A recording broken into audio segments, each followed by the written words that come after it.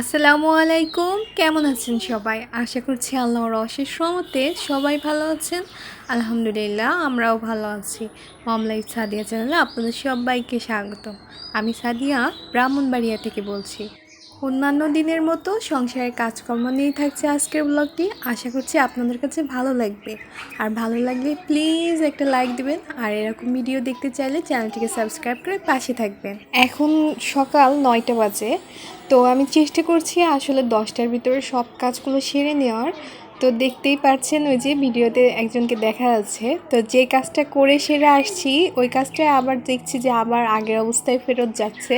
তো কতটুকু করতে পারবো আমি জানি না, তারপর চেষ্টা করছি যাতে সময় মতো সবগুলো কাজ সেরে নিতে পারি। এই যে খেলনাগুলো ছড়িয়ে ছিটিয়ে রেখেছে সেগুলো গুছিয়ে রাখছি ঠিকই, কিন্তু সে আবার পূর্বের জায়গায় নিয়ে ফেরত রাখছে। তো খেলনা গোছাতে এসে এই যে এখন এটা তার চোখে পড়েছে, তো এটা এখন তাকে সেট করে দিতে হবে এবং তার সঙ্গে বসতে হবে।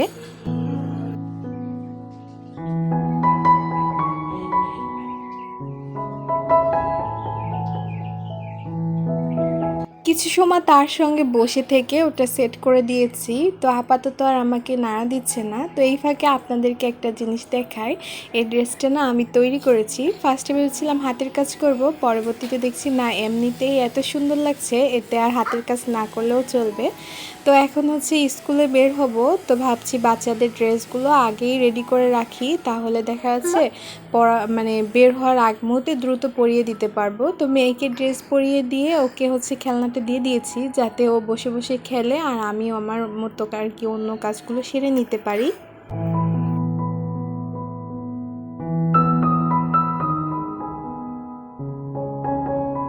ও তো ফার্স্টে একা একা খেলতে চাইছিল না, আমাকেও কিছু সময় বসে তার সঙ্গে সঙ্গ দিতে হয়েছে। পরবর্তীতে তার ভাই এসে যোগ দিয়েছে, তো এতে করে আমার একটু ছুটি হয়েছে ওর দিক থেকে। তো এইখানে আমি এসেছি দ্রুত এই কাজগুলো সেরে নিতে। আসলে বাইরে বের হলে না বাসায় এসে কাজ করতে গেলে একটু দেরি হয়ে যায়। তো সেজন্য আমি চাইছিলাম যে হাতের যতগুলো কাজ আছে মোটামুটি কিছুটা যতটা সম্ভব সেরে রেখে তারপরে বের হব, আর চেষ্টাও করি এইভাবেই করে যাওয়ার। এসে হচ্ছে দুপুরের রান্নাটা শুধু করে নিব। তো আজকে হচ্ছে ছোট ছেলের পরীক্ষা আছে, তো 1 ঘন্টার আর কি পরীক্ষা, আর বড় ছেলের পরীক্ষা দিয়ে অলরেডি বাসায় চলে এসেছে। তো এখন ভাবছি যেহেতু 1 ঘন্টা পরীক্ষা, তো এসেই রান্না করব। তো এর মধ্যে হচ্ছে 10:30টায় বের হবো, সেজন্য এই কাজটা করে নিচ্ছি।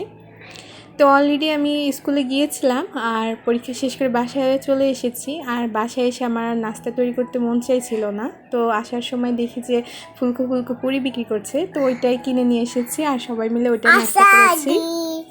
আর এখন হচ্ছে এই যে দুপুরে অফ ক্যামেরায় রান্নাও করেছি, আর এখন বেগুন ভর্তা করছি। আর এইভাবে বেগুন ভর্তা খেতে আমার খুব ভালো লাগে।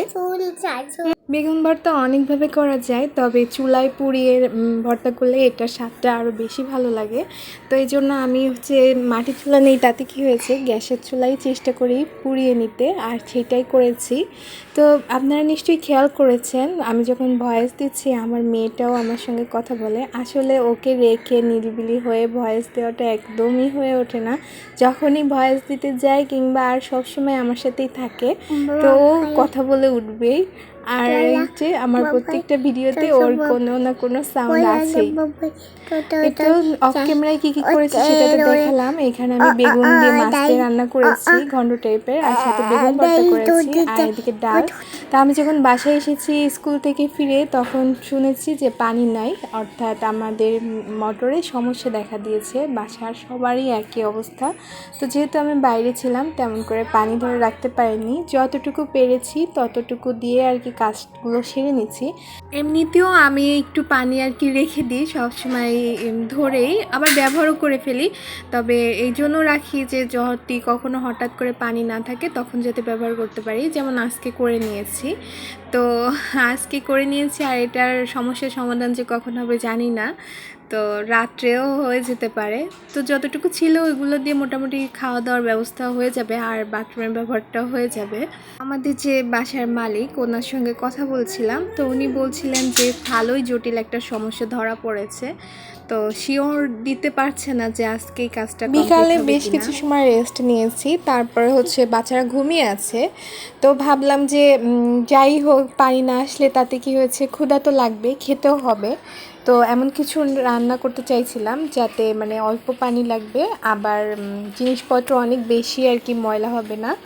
তো সেই কথা চিন্তা করে কি করব, পরবর্তীতে এসে পোয়া পিঠাটা তৈরি করছি আর ভাবলাম আপনাদের সঙ্গেও শেয়ার করি। এখানে আমি চাউলের গুঁড়া নিয়েছি 2 কাপের মতো, আর সাথে নিয়েছি 1.5 কাপ ময়দা, আর হালকা কুসুম গরম পানি দিয়ে আর কি আটাটা মাখিয়ে নিচ্ছি। তবে অনেক বেশি তরল করিনি, এই যে কোন পর্যায়ে রেখেছি, যখন একটু আঠালো আঠালো হয়েছে তখন আর কি আমি পানি দেওয়া বন্ধ করেছি।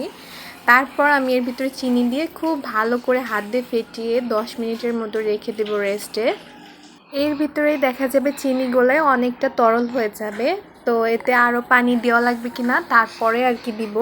তো এই জন্য আমি এখন ঢাকনা দিয়ে রেখে দিচ্ছি। ফিরে এসেছি 10 মিনিট পরে, আর এই তো আমার চিনিগুলো সব গলে গিয়েছে। এখন আমি ভালো করে নাড়িয়ে দেখবো যে পানি দেওয়া লাগবে কিনা। যদি পানি দেওয়া লাগে তখন আমি দিয়ে নিব। তো আমার কাছে মনে হচ্ছে অনেক বেশি ঘন আছে, তো 2-3 চা চামচের মতো আর কি আরেকটু পানি দিয়ে আরেকটু নাড়িয়ে নিচ্ছি, একটা ঘন ব্যাটার তৈরি হবে।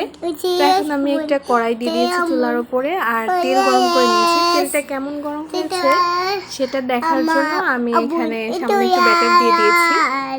তো আমার তেলটা কিন্তু গরম হয়ে গিয়েছে। পরবর্তীতে আমি পিঠার জন্য যে ব্যাটারটা ওইটাই দিয়ে দিয়েছি, আর আমার পিঠাটা কত সুন্দর হয়েছে দেখেন, মাশাআল্লাহ। প্রথম দেওয়াতেই আর কি এত সুন্দর হয়েছে, তবে প্রথমটা ভাজার সময় একটু সময় লেগেছে, এরপরেগুলো কিন্তু দেওয়ার সঙ্গে সঙ্গে হয়ে যাবে। আর যেহেতু আমি এটাতে ময়দা দিয়েছি খুব সফট হবে, আর তাছাড়া 10 মিনিট রেস্টে রেখেছিলাম, যেহেতু চিনিটা পুরো ভালোভাবে গলে গিয়েছে, এতে করে আমার পিঠাগুলো মানে নরম তুলতুলেই থাকবে। তো গরম অবস্থায় যদি পিঠাগুলো একটা মানে এরকম একটা পাতিলের ভিতরে রেখে উপরে টিস্যু দিয়ে তারপর ঢাকনা দিয়ে রাখেন, তাহলে পিঠাগুলো 2-3 দিন পর্যন্ত সফট থাকবে। আর এরকম হালকা বাতাসে রেখে দিলে কিন্তু এটা শক্ত হয়ে ওঠে। এই টিপসটা আর কি কাজে লাগাতে পারেন। তো আজকে ভিডিওটা এই পর্যন্ত, এখানেই বিদায় নিচ্ছি। আল্লাহ হাফেজ।